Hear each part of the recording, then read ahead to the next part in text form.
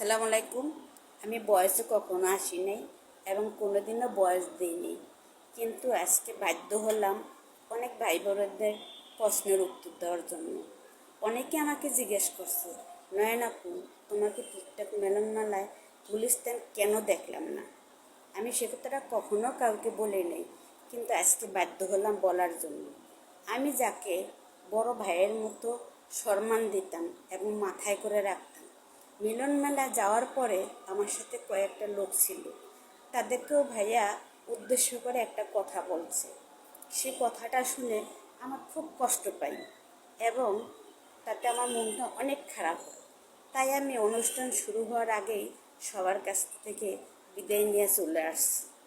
আমি কথা দিছি আমি আর কখনো টিকটক মেলায় যাব না ভাই।